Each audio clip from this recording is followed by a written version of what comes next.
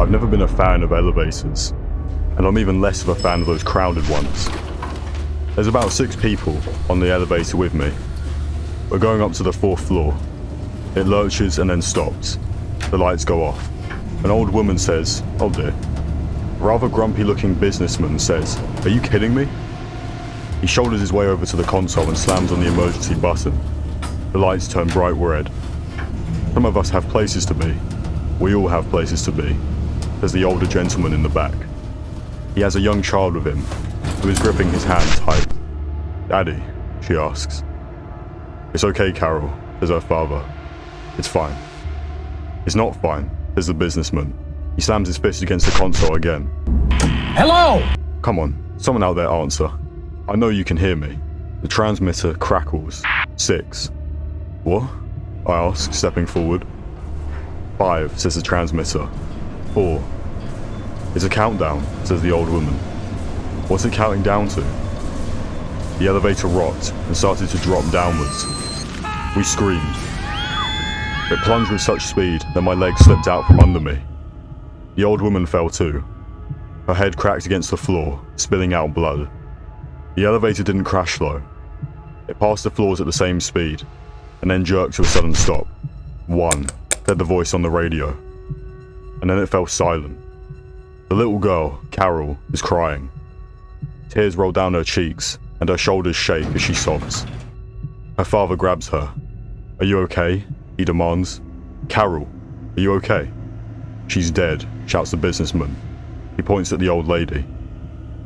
I grab his arm as Carol starts to cry harder. "Stop it. There's a kid here." I don't care. He jerks away from me and starts beating his fist against the door. "Let me out of here. Just let me..." The doors slide open. We're in the basement. Beyond him, the room stretches out, dark and foreboding. It looks almost endless, as though the room could stretch out forever. The pillars are made from steel, holding it up. "What is this? Some kind of parking garage?" I ask. Carol's father picks her up. She wraps her arms around his neck and starts crying again. He says, "I don't care what it is. I'm getting out of here, and we're going for help." They left, the 2 of them, and the businessman was right behind them. I'm about to follow too, when I realize something. There should be 6 of us. I turn, looking behind me for the punk-dressed teenager that had been on the elevator too. He's gone. Something drips from the ceiling. Clink, clink. Onto the ground it goes. My gaze travels up, and then lands on him. The punk is on the ceiling, clinging to it with all 4s. His eyes are pitch black.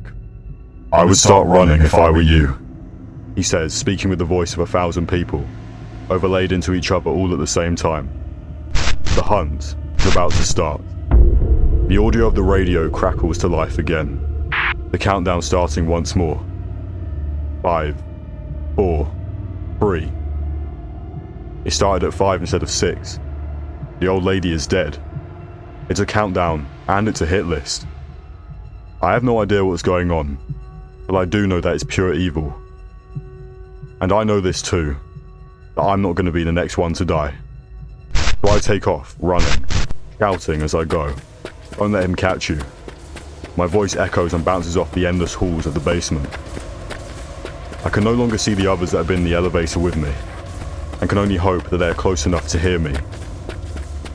"Don't let him catch you," I scream again, and behind me the countdown hits 0. The punk teenager throws himself out of the elevator, hitting the floor with heavy thumping boots. "Ready or not," he says, voice twisting up into an angry sort of snarl. "I'm coming for you." Subscribe today, or beware.